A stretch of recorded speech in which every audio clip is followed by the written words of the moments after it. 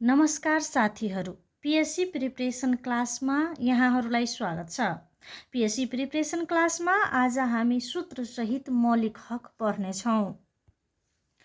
सबैभन्दा पहिला मौलिक हक नागरिक व्यक्ति र समुदायको हितको रक्षा एवं प्रवर्धन गर्न राज्यको मूल कानुन संविधानमै उल्लेख गरिएको हकलाई मौलिक हक भनिन्छ।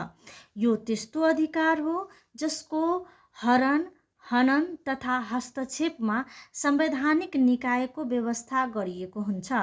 राज्यद्वारा नागरिकका निम्ति प्रदत्त अधिकार जसले राज्यमा नागरिक हकको क्षेत्राधिकार निर्धारण गर्दछ। कुनै पनि देशको संविधानद्वारा निर्दिष्ट नागरिक अधिकारलाई नै त्यस देशको मौलिक अधिकार भन्न सकिन्छ।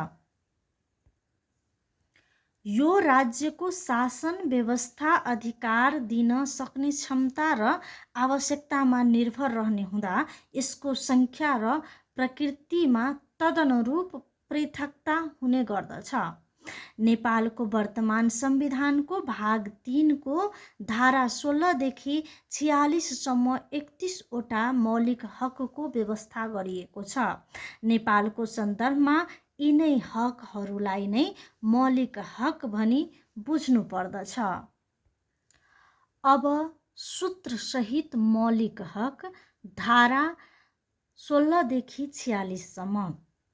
स स्व स स न्या अ या नि छु स धासु गोसो स्वच्छ सेवा रो श्रम स्व खा आम वा दलित जे सन्या सासु उपभोक्ता देश निकाला संवैधानिक उपचार जसमध्ये स स्व स सन्या धारा 16 सम्मानपूर्वक बाँच्न पाउने हक, धारा 17 स्वतन्त्रताको हक, धारा 18 समानताको हक, धारा 19 सञ्चारको हक, धारा 20 न्याय सम्बन्धी हक।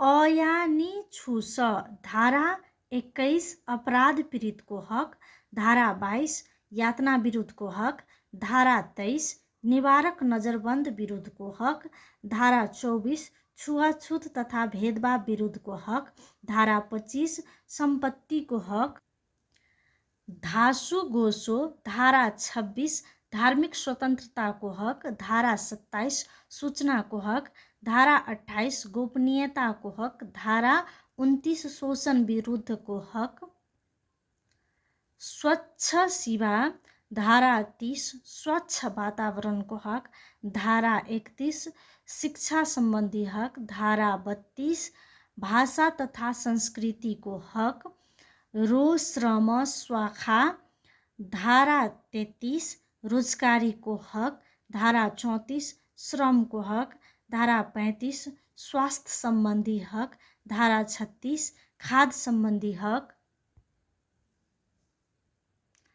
आम वा दलित, धारा 37 आवासको हक, धारा 38 महिलाको हक, धारा 39 बालबालिकाको हक, धारा 40 दलितको हक, जे सान्या सासु, धारा 41 ज्येष्ठ नागरिकको हक, धारा 42 सामाजिक न्यायको हक, धारा 43 सामाजिक सुरक्षाको हक,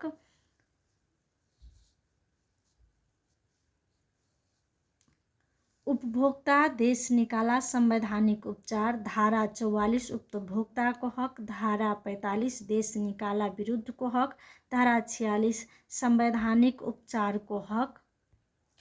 साथीहरू यसै सूत्र सहित आजलाई यति नै। हौसला बढाउनको लागि लाइक, सब्स्क्राइब, कमेन्ट गर्दै गर्नुहोला। धन्यवाद।